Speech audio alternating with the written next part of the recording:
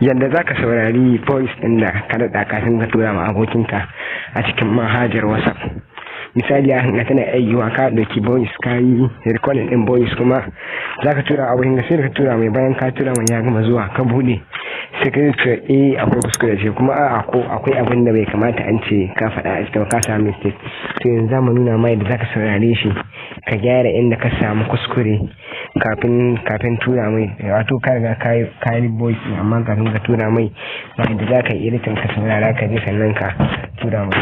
Kamar yadda kuke gani ga wannan manhaja ta WhatsApp kamar haka da ita za mu shiga, da ita ce muke amfani domin da kawo muku duk wasu tips da abin nan na WhatsApp.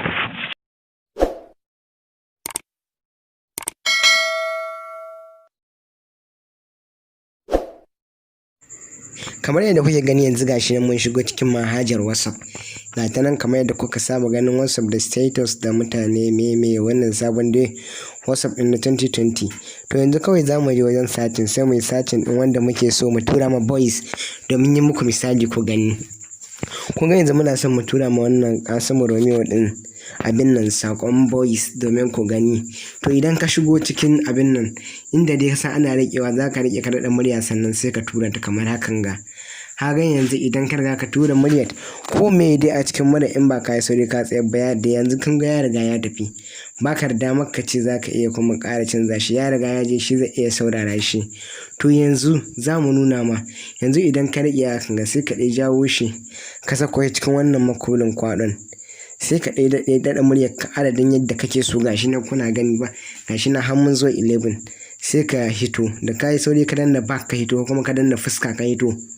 Kana hitowa kamar haka kuna gani sai ka ƙara shiga.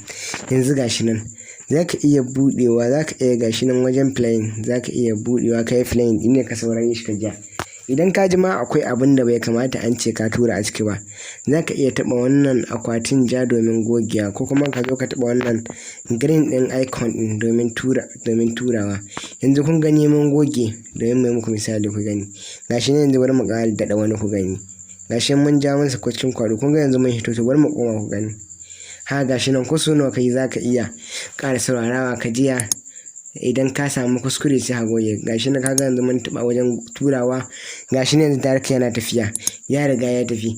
To wannan shine dangane da dai zaka saurari voice ɗin da ka daɗa. Misali za ka iya tsaya ka yi minti 3 ko kuma kana da wata magana mai muhimmanci kana da data, to za ka iya ƙara reviewing ɗinta ko bayan ka daɗe ta.